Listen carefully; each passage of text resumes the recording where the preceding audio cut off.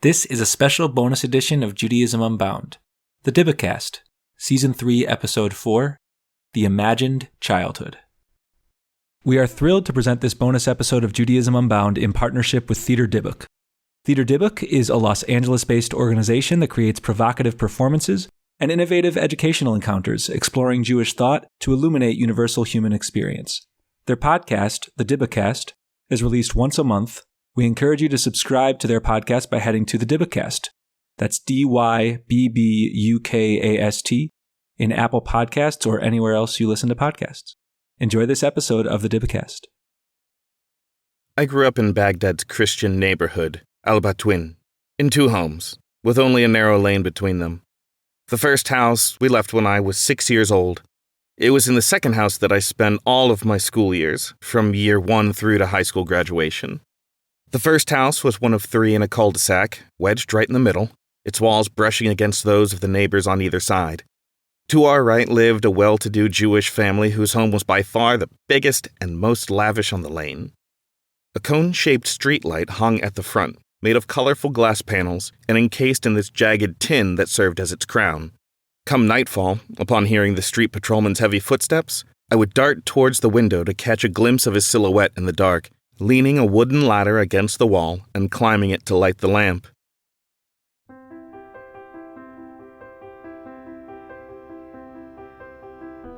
Welcome to Episode 4 of the third season of Theater Dybbuk's The Dybbukast. I'm Aaron Henney, Artistic Director of Theater Dybbuk. We're happy to present the second in our 5-episode series in partnership with the Department of Near Eastern and Judaic Studies at Brandeis University. In this episode, we explore a short story, originally published in Hebrew in 1979, called The Imagined Childhood, written by the prolific 20th century Iraqi-born Israeli author Shimon Balas. The story served as an epilogue to a collection of short stories, whose narratives intersect with the author's early life in Baghdad. You heard actor Jonathan C.K. Williams read a selection from the story at the top. He will continue to read portions of it throughout the episode. Dr. Yuval Ivri, Assistant Professor of Near Eastern and Judaic Studies, and the Marash and O'Keen Chair in Ottoman, Mizrahi, and Sephardic Jewish Studies, takes us through the author's immigrant history and his multilingual engagement in Arabic, Hebrew, and French throughout his body of work.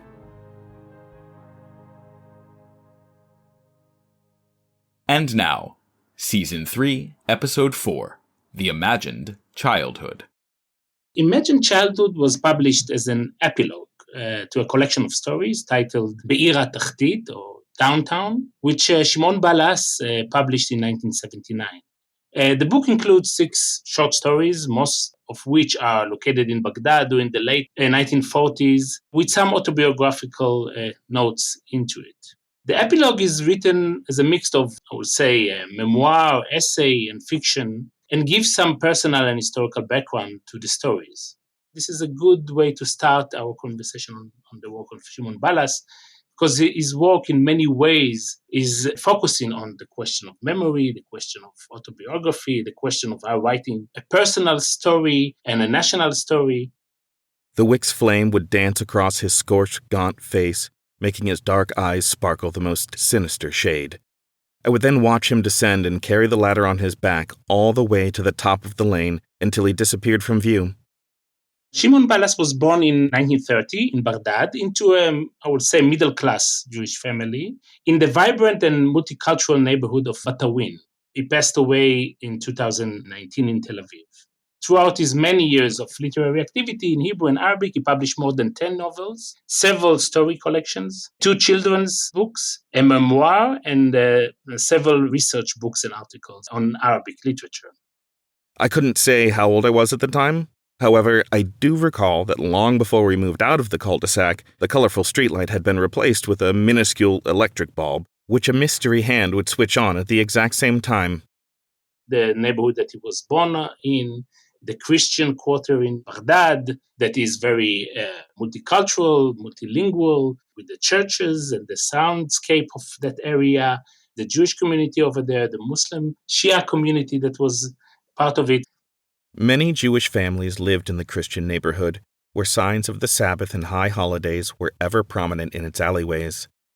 When we go into narratives about Iraqi Jewish history, it usually either depicts only the Jewish history in Iraq as isolated and not connected to the general story, or the Jewish as minority in a big Muslim majority society. And I think what Ballas is showing us in his stories, in his writings, in his memoirs, is showing us Iraq that is multicultural and very diverse. So you don't have only one Muslim majority and only Jewish community that is the minority. You have many other minorities. To our left lived an elderly Armenian couple, refugees from the Turkish pogrom. Their front door had an immaculately polished brass knocker affixed to it, and late at night, the door would open to the sound of its knocking.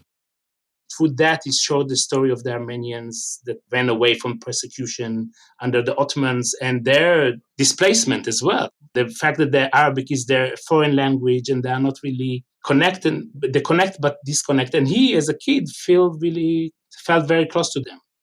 Foreign hymns were heard coming from inside the house, mournful tunes which, at times, were accompanied by the sound of loud male chatter and boisterous female laughter.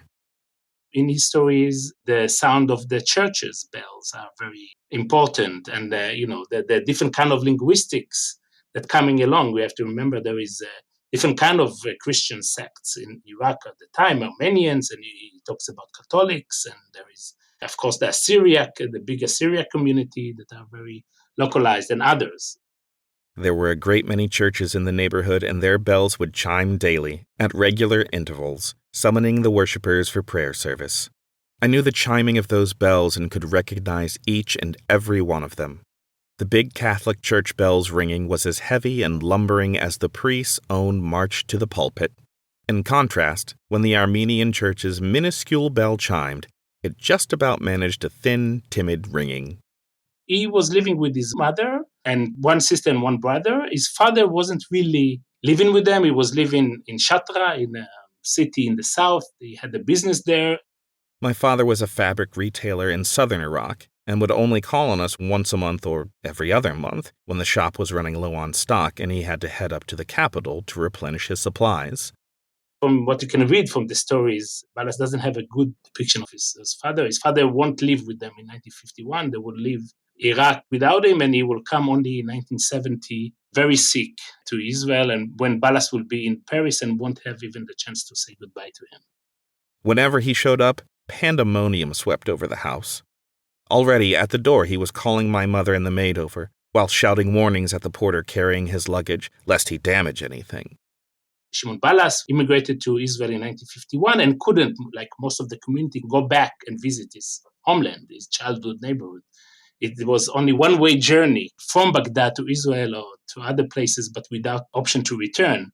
And in many ways, for Shimon Ballas' literary work, and not only him, many other Iraqi Jewish writers, the literature became as a container or possibility of returning to Baghdad, reimagining the homeland, reimagining the neighborhood that he was born in, reimagining the situation that he was part of. There were 2 basements in our house, an upper basement and a lower one. The upper basement would don a festive cloak in the summer months, seeing as it was there that we spent the scorching afternoon hours. The room was always chilly, with the most blissful breeze coming through the chimney air vents. The lower basement filled me with dread. A great many stairs led down there, with the last ones all but consumed by darkness. From spring through to midsummer, it would become waterlogged, and a nest of snakes would come fleeing from it into the house in search of shelter. While he wants to go back to this childhood or to Baghdad and to this place, the Arabic literature, the language, to the streets, to the issues, at the same time he's very much suspicious, maybe as a communist, Marxist writer, of this kind of nostalgia. I recall this one particular story that I'd heard from my mother time and time again growing up. She had gone up to the attic that was used as a storage space for an assortment of old bric-a-brac, and as she was reaching for a wicker basket, a spotted snake leapt out at her. Overcome with such fear, she became petrified in place as the erect snake hissed furiously at her. The only memory she had of that hair-raising moment was the magic chant she had learnt at her childhood home from her parents, which their ancestors had bequeathed unto them. House snake, you shan't hurt us and we shan't hurt you. And indeed, it obliged her pleas and resumed its position curled up on the floor in a large circle. He doesn't want to be nostalgic about these places. He doesn't want to try to portray the black and white, the childhood as the harmonious time, and then growing up as an immigrant shows us only the pain and suffer of the immigrant. So he doesn't want to be nostalgic, but at the same time, he's drawn to this kind of memories, and he's always dealing with it. The second home we moved into was also a snake-infested den. They fed on mice and lived in the wooden ceilings. We would hear them slithering about above our heads and their incessant, insipid hissing. A giant black snake took up residence in the kitchen, and on hot days it would come out of hiding in search of water. We memorized the magic chant and recited it in our prayers. Shimon Balas was born in 1930 in Baghdad, 9 years after the establishment of the constitutional monarchy of Iraq by appointing King Faisal al-Hashemi. There was a new era of Iraq, post-Ottoman era, with the backing, of course, of the British Empire. King Faisal really wanted to build a unifying Iraqi identity that is transcending sects, differentiation between Shia and Sunni and Kurdish and Arab, and of course Muslims, Christians, and Jews. And they were very much invested in this kind of project of unifying or reinventing what is to be Iraqi. And of course, this has created a new question of what is the role of Jewishness in that project. And many of the Iraqi Jewish intellectuals went to embrace this kind of an Arab Jewish identity, Iraqi identity. They were very much active in the literary circles of Iraq in the 1920s, 30s. Some very important writers, translators, journalists, politicians. They were very much invested in the merchant sector, in the administration, because some of them were bilingual or trilingual. That was very important in this process. In cultural life, in music, had a really major role. The Jewish Iraqi musician had a major role in the establishment of the Iraqi music scene and the Iraqi radio. So Jews in that sense were part of this project. And when Balas getting to his teenager era, there is already a shift in Iraq, mostly by some of the Iraqi Jewish youth. And he was part of it to go to the left-wing parties, to be part of this kind of a socialist, anti-imperial, becoming very critical about the British control of the Iraqi system in the time and taking control of the oil and the other infrastructures that they've been to. And the Jews, I think many of the young Jewish activists that were part of it, I think felt very much identifying with this kind of transcend this religious identity and try to maybe a national identity into something more cosmopolitan. So Baghdad and Iraq in the 1920s, 30s was very thriving place, very multicultural, very vibrant intellectually. Things are changing very quickly. And politically, the Communist Party is taking an interesting role in that process. And many of young Jewish, middle class, most of them, but not only Iraqi Jews, are drawn to this kind of circles. And Shimon Balas is one of them. None of us knew, and I, for one, still haven't a clue to this day, why we should have been flying kites on Tisha B'Av. There wasn't a single Jewish child who wasn't flying a kite on Tisha B'Av. Granted, it was by far one of our favorite pastimes throughout the whole of summer, but on that special day, the kite would take on an altogether ritualistic meaning. We would assemble it with our own fair hands, decorate it with a range of colorful tails, and compete amongst ourselves over who had the prettiest kite, and whose was the one that best sat up in the sky. In 1946, he joins the Communist Party. Of course, it's an underground activity. He writes a bit about it. He doesn't have a main role in it, but it's very influential, I think, for him. And at the same time, he's finding a job, a bit writing to a newspaper, some film reviews. But his main job will be in the last years of his living in Iraq, would be with the Iraqi senator, a very prominent figure in Iraq, that he was his private secretary and did his personal work. So for Balas, the last years of his living in Iraq are very stimulating intellectually, politically. It's where the formation of his intellectual journey will start. On summer nights, the Baghdad sky would fill up with kites of all colors. We would tie the end of the string to a ledge or a random lamppost and leave the kite suspended in the sky all night. On summer nights, Baghdad would slumber on rooftops, whilst the sound of kites fluttering under the stars was like a children's lullaby. But the interesting thing is, We're talking about the grand narrative, the national narrative of the exodus of the Iraqi Jews from Iraq. So most of the people would say either they were victims and they were forced to leave, or some of them were very Zionist and wanted to leave. But, in Shimon Bala's story, it's not that and not that. He was persecuted as communist, not as a Jew in his point of view. And he wanted to flee to a place that he can, be safe in that sense. And in that time, they were starting to, after 1948, there was a few incidents that the communists had starting to have really strong opposition to the government. So the government decided to try to destroy and eliminate the Communist Party and really went strongly after all the activists, and he had to go underground. So he decided the best solution is to leave Iraq. And he's not the only one. And when he arrived to Israel, the first thing that he and his family had been settled in a transit camp in the south, whereas today is Ashkelon. Back then it's called Migdal Bet. The first thing that he's looking for is the communist connection. First of all, he sees newspapers of the communist Palestinian or Palestine and Israeli Communist Party. And they had, given newspapers out in the day, and he was really surprised because in Iraq it had to be very much underground. He's becoming very active in the transit camp and then being involved in the newspapers in Arabic, as I said, and then becoming really a stable writer in Hebrew in the what's called Kol Ha'am, Hebrew newspaper of the Communist Party. Because of his background, he was forced to become the Arab expert in the newspaper. He said he was struck by how the Jewish communist leaders doesn't know anything about the Middle East. Of course, they don't know Arabic. So he was the one that gave them some background and wrote in the newspaper. So he started writing in Hebrew in the newspaper, but continued writing in Arabic short stories that were published in Al Jadid and the communist newspaper's literary supplement.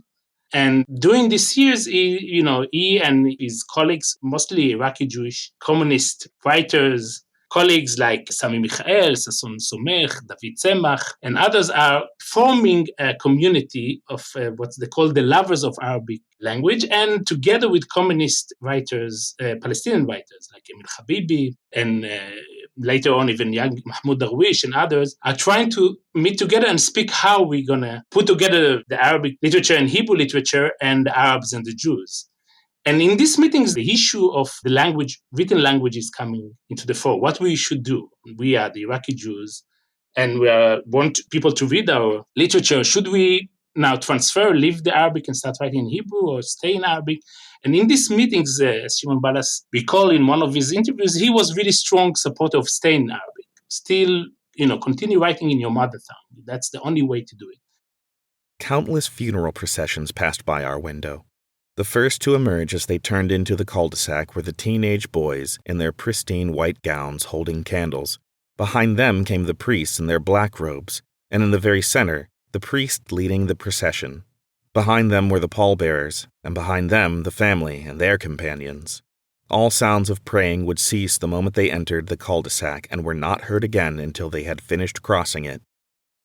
And he said, for me, I only moved from one place and another place in the Middle East. I didn't go to Europe or to America or to other places. I moved between places in the Middle East, and Arabic is supposed to be the language that connect with them. That's why he was insisting of calling himself or identify himself as an Arab Jew. But when he said an Arab Jew, it was a big resistance to his declaration, even though it's quite simple. If there is an Arab Christian and there is Arab Muslim, definitely you have an Arab Jew. You would never hear those fake cries of professional wailers at Christian funerals. That was the Jews and Muslims' lot. On my way to school, I would sometimes cross paths with Jewish or Muslim funerals that bore an uncanny resemblance to one another. The coffin was carried on the mourner's shoulders, whilst the wailers beat their chests and pulled out their hair, as everyone rushed ahead in a great big commotion. He continued publishing short stories in this literary supplement, but then he even finished a novel in Arabic that never been published. Because when he finished the novel, he understand that there's no really a literary community in Arabic. So it's what Sasson Somech later will say, it's writers without an audience. So until 1948, most of the people that lived in then Palestine and later Israel were speaking Arabic. So even Jews, some of the Jews that were indigenous Jews of the place, Arabic was their first language. Most of them gradually spoke also Hebrew, but Arabic wasn't foreign to most of the people living in the land. So 1948 was a dramatic time of displacement of the Arabic-speaking community, but in the same time came a big community, almost 1 million during the 1950s, of Jews speaking Arabic. into the same place. But Arabic wasn't welcomed in that process. The Palestinians that stayed in Israel, the 20% of the former community are not really interested in stories of Jews from Iraq. And the Iraqi Jewish community is already not reading Arabic because it's becoming very, associated with an enemy.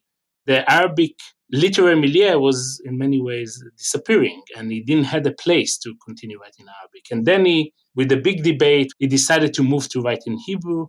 In many ways, he used Hebrew as a tool, as he said, without the Judeo-centric elements of Hebrew, and try to use Hebrew only as a language that he can, through that, speak about an Arabic maybe space. Some of the novels are all in Iraq or Paris or other places.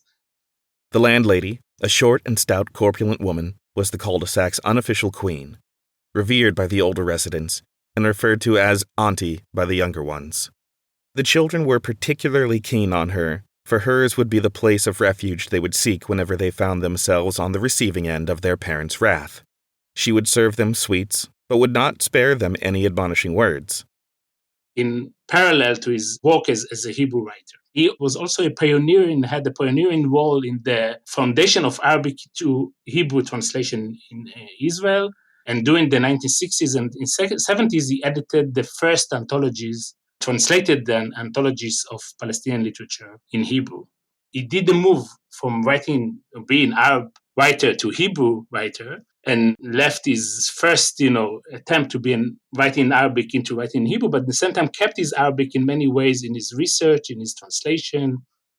In summertime, she would sit outside her home doing lacework, and when she noticed me watching her, she would beckon me to come over and sit at her side and tell me tales of another world. And it's interesting to see that the Palestinian writers that start writing in Hebrew later on, like Anton Shamas in the 1980s, 70s, and 80s, he refers to Ballas as another option, like him, of an Arab writing in Hebrew without the national or Zionist elements of Hebrew. That we can use Hebrew as a language of writing without accepting all the framework, the ideological framework of the nation state. When eventually I was summoned back home, I would get up, ashamed, and drag my feet. Her husband would walk me to the door and deposit a sweet in my hand. He would then bolt the door shut. I never knew what went on behind that door, and whenever I asked my mother, she would scold and condemn me to silence. Another language that was always there, again, many times they are trying to put him only between Arabic and Hebrew, but French was very strong in Shimon Ballas. He was educated in the French Alliance school in Baghdad. In Baghdad, there was, in the Jewish community, there was really good modern schools. Some of them were more English orientation. Some of them were more Arabic Iraqi orientation. Some of them had the French. He went to the French. I would often frequent this one French mission monastery. This particular monastery, that was used as a girls' school, held afternoon piano lessons. Several times a day, I would make a point of walking past the monastery, yearning to know the mystery piano that delivered such wonderfully mellifluous melodies into the world. In 1970, he moves to Paris and writes his doctoral research, his dissertation in the Sorbonne University, and a depiction of the Israeli-Palestinian conflict in Arabic literature, which was later published as a book in Hebrew titled Arabic Literature in the Shadow of the War in 1978. And the book was also published in French, the original French that was written in, and was translated into Arabic. He met a lot of exiles and was part of a group of political exiles from the Arab world in general, but from Iraq as well. So French was always there. And in certain time of his life, he even had a house in Paris. He used to constantly go to Paris with his wife Gila and spend time there. He wrote most of his novels in the 1980s and 90s in Paris. He wrote his research in French. So French is also there in his linguistic imagination.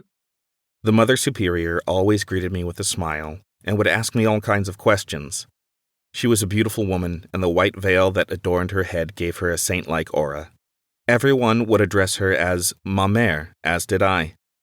Also, the urban space of Paris, Baghdad, and Tel Aviv are interchangeable together with the languages. So I think that many ways to understand Ballas is to get a more nuanced reading that are more close to heteroglossic uses of language, of ways that the language are, interfere, definitely when Arabic and Hebrew are so close to each other. Do the two houses I grew up in still stand? A young Iraqi friend I made in Paris couldn't quite answer my question. However, he was able to get me a map of the city, the kind they give out to tourists. On it, I found all kinds of streets and gardens, public squares and bridges, and housing estates on the city outskirts.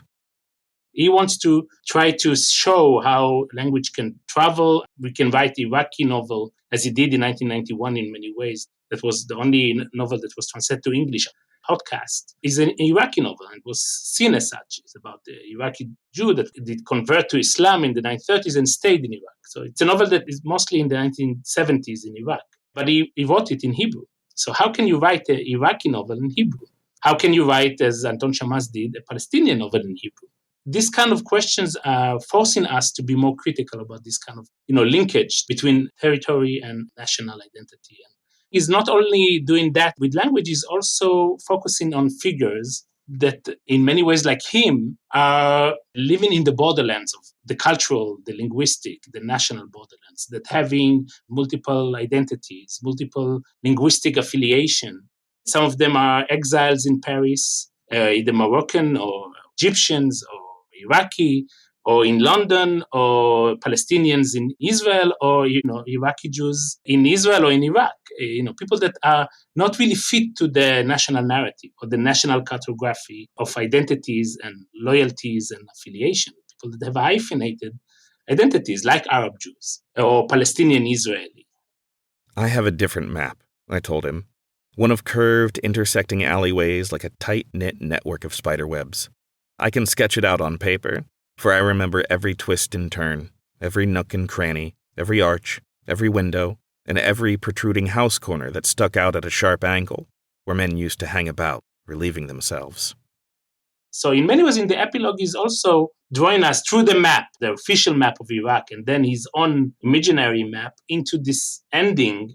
There is no really one story, a childhood memory. It's only like a dream that something is not really organized in a really official structure of geography, of language, of identity, of belonging.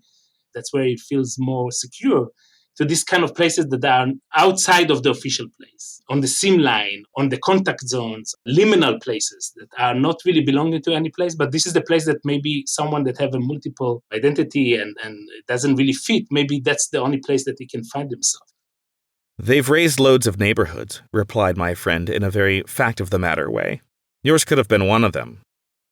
The fact that he's not translated to English, it's something that, even though I think he's a very important writer, I think it's part of it is because it's really hard to identify him or to put him as a Hebrew literature, a Jewish literature, an Arab Jewish literature. There's even no place to teach his stuff. I'm now doing a course here, and I'm probably the first one to teach Shimon Balas in Brandeis. So where do you teach him? In Middle Eastern studies, in Jewish studies, in Arabic, in Hebrew, in most of the research now on Shimon Balas is in Arabic, in Baghdad and Egypt and other places. So it's interesting to maybe open a wider window of figures like Shimon Balas. Whether raised or not, does it even matter? I dare say it will forever remain standing. The world of childhood is a timeless place that is far more rooted in the imaginary than in real life. In English, Balas will resonate, I think, to different, even bigger audience, because it won't resonate only for either Arab Jews or Mizrahi Jews or Palestinians, maybe. I think it will resonate for many post-colonial writers as well. Tunisian writers that wrote in French and moved from Arabic to Indian subcontinent writers like Salman Rushdie and others that wrote in English, but about their memories that were probably in Urdu and Hindi and different languages. Of course, Albert Memmi and others. People will be able to read them along this kind of a larger community of writers, hybrid post-colonial writers that are multilingual, that are bringing us a different kind of world that is transcending national boundaries. You can't really read them under a very strict national framework in that sense, or monolingual framework. We are accustomed to telling stories that make sense. The languages that we speak follow fixed sets of rules and adhere to concepts of time. For every effect, there is cause, and that thread of causality runs through every sentence that passes our lips.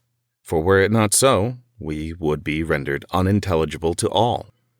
How do we relate a dream? how does one recount an experience that transcends time? Thank you for listening to this episode of the Dybbukast, The Imagined Childhood.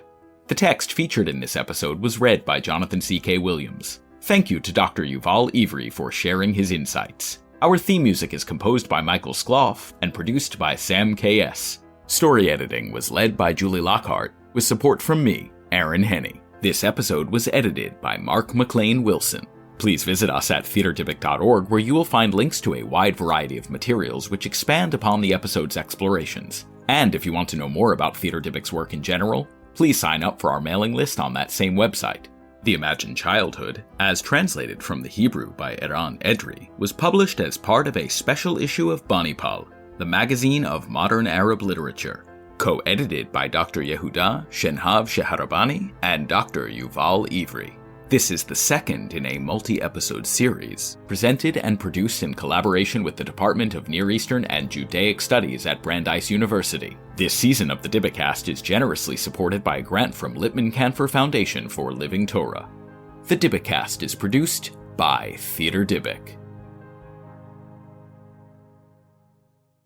Childhood experiences cannot truly be shared unless one is willing to submit them to the confinements of time and bind them to the chains and shackles of cause and effect. Such are the childhood stories that we read. They are just that, stories, a faded silhouette or the polished reflection of an imaginary experience. I don't put much trust in childhood stories, just as I have equally little trust in dream narratives. I especially distrust authors' childhood stories. Those who thrive in fiction have proven themselves the least reliable in relating things as they are, as they have been from childhood.